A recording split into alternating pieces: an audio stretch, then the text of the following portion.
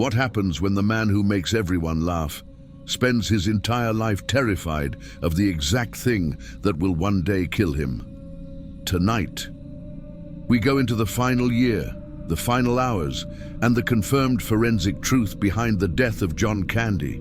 Not the rumors, not the myths, only the facts documented in his final interviews, eyewitness accounts, and the medical patterns that surrounded him from childhood.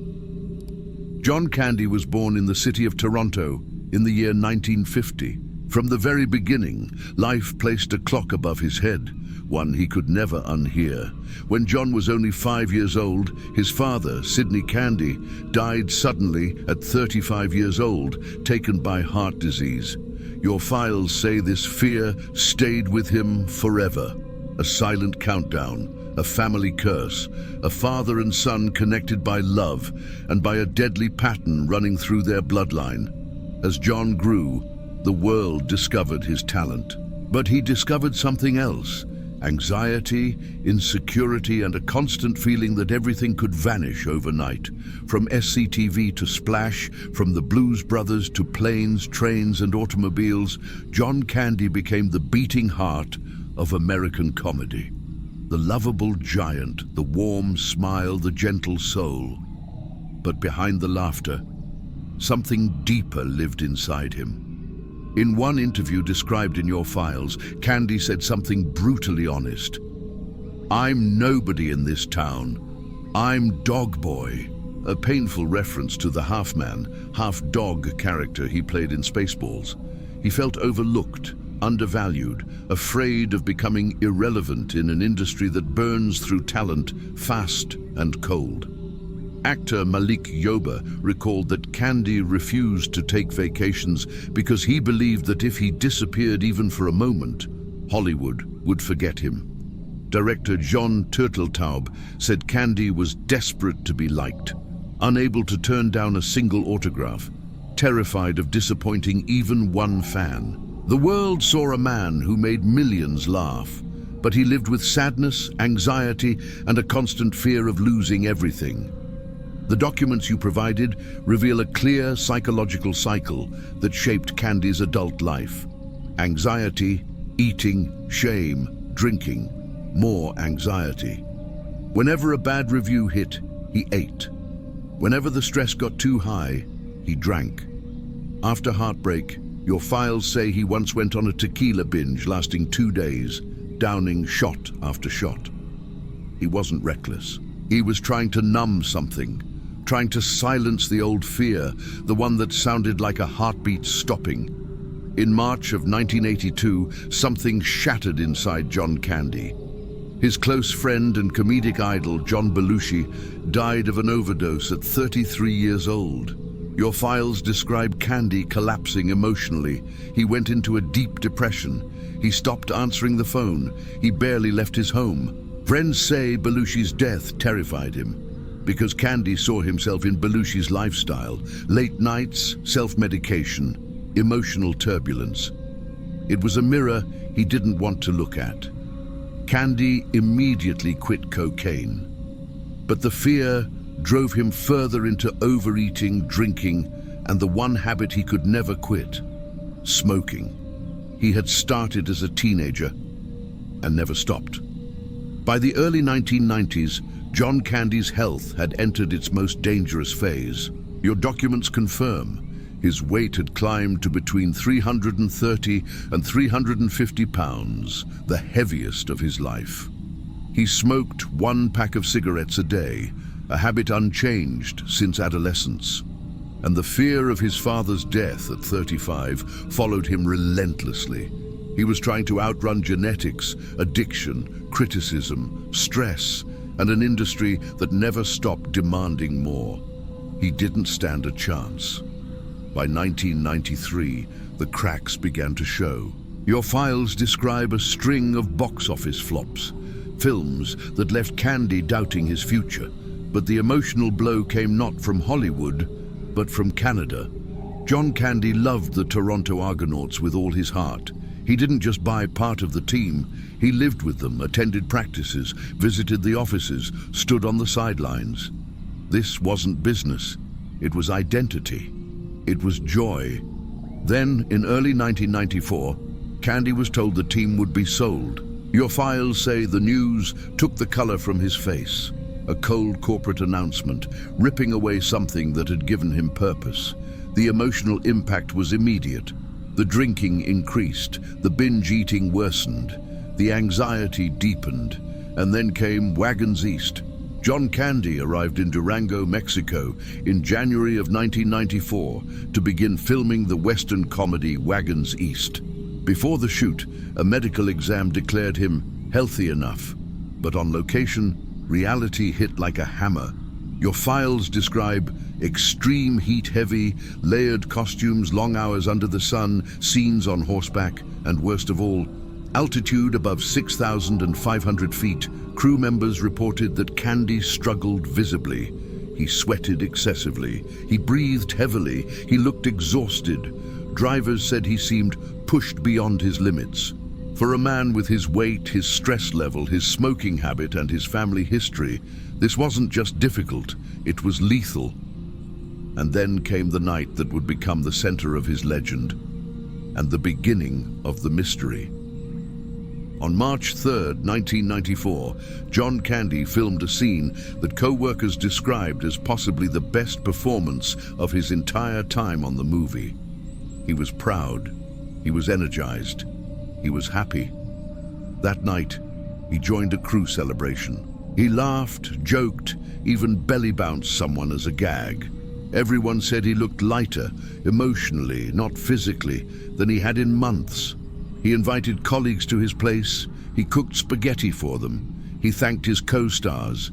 He called Richard Lewis with excitement. He phoned Robert Picardo just to share how great the day had been. And he called his children in Los Angeles to tell them he loved them. But during dinner, he felt a pain in his chest. Your files say he dismissed it as heartburn. It would be the last warning his body ever gave. What does a heart sound like the moment before it gives out? In his final hours, John Candy didn't know that his body had been pushed past every limit. Emotional, physical, genetic, and environmental. What happened next was not random and not mysterious. It was the final chapter of a pattern that had followed him since childhood. When the night of March 3rd ended, John Candy walked back to his room in Durango, Mexico, feeling something he had not felt in a long time: pride. Crew members said he looked like a kid who had just had a great day at camp. There was a glow in him, a temporary calmness, as if, just for that night, the anxiety, the pressure, and the sadness had loosened their grip. He had cooked dinner. He had laughed. He had celebrated. He had called his children, something he did every night he was away from them. He had thanked his colleagues one by one, with genuine joy in his voice. But beneath all of this, inside his chest, something else was happening. A lifetime of stress, overeating, drinking, smoking, and fear had been building up. The heat, the altitude, the exhaustion, everything had pushed his heart to its limit. That night, he told his dinner guests he felt a pain in his chest. Your files say he believed it was just heartburn. It wasn't. On the morning of March 4th, 1994, the set was quiet. John Candy had not come out of his room. A staff member knocked. No answer. They tried again. Still nothing. When they finally entered, they found him unresponsive in his bed. He had died in his sleep, alone, far from home, far from the city where he first learned to make people laugh. The news spread across the set like a shockwave. Crew members who had eaten with him the night before collapsed in disbelief. Richard Lewis, who had spoken to Candy hours earlier, said he had sounded excited, full of energy. Nothing had warned them of what was coming. But the evidence would reveal a very different story. The files you provided do not contain the entire medical examiner's report, but they do include the confirmed cause of death and the full set of contributing factors surrounding it. The conclusion was clear, consistent, and undeniable. Primary cause of death: acute myocardial infarction, a heart attack, as confirmed in the tragic details about John Candy file. He had died exactly as his father did. But why? Why did his heart stop at 43 years old? The answer lies in 7 converging forces, all documented in your files. A perfect storm none of us could see from the outside. By his final year, John Candy weighed between 330 and 350 pounds, the heaviest he had ever been. Your files explain why. Emotional eating binge cycles triggered by bad reviews, stress from career pressures, depression after losing his football team, deep-rooted anxiety dating back to childhood. Every extra pound made his heart work harder. And on a film set located above 6,500 feet, that strain multiplied dramatically. He began smoking as a teenager. According to your files, he never quit, not even during the most stressful periods of his adult life. He smoked approximately 1 pack a day. This alone would have weakened his cardiovascular system. Combined with his weight, his genetics, his anxiety, and the extreme conditions of the Wagons East set, it created a deadly combination. This was the factor that terrified him the most. His father had died at 35. His brother had suffered heart issues. It ran directly through the Candy bloodline. Your files say John carried this fear always in the back of his mind. He knew it. His family knew it. His doctors knew it. But fear alone cannot stop biology. The year before his death was one of the darkest of his career. Films failing Hollywood doubts, a fading spotlight, the sale of the Toronto Argonauts, a loss so painful that witnesses saw the color leave his face. He responded the only ways he knew how: food, alcohol, isolation, more smoking, more pressure on an already weakened heart. Stress is not abstract, it is physical, it is chemical, it kills quietly. And for John Candy, it had been accumulating for decades. The Wagons East set was brutal.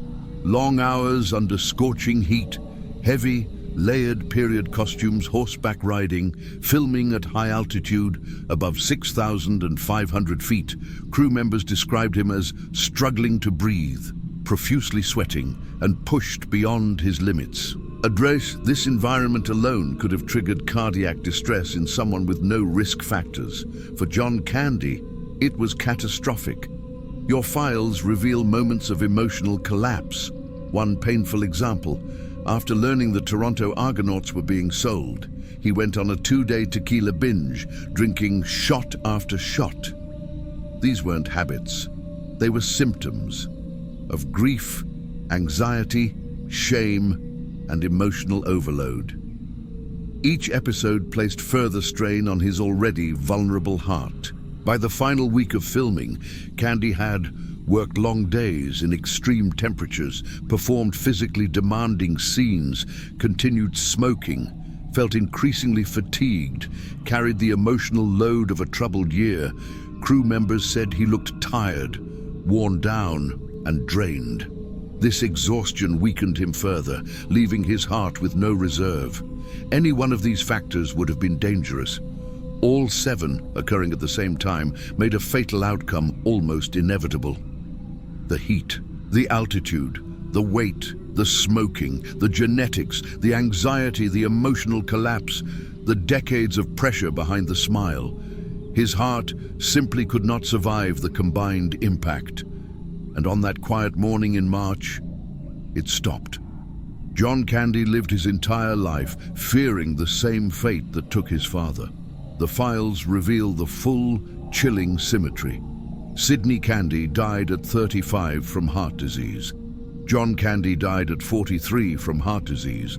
A father and a son, taken the same way, 8 years apart in age, linked by love, by biology, and by tragedy.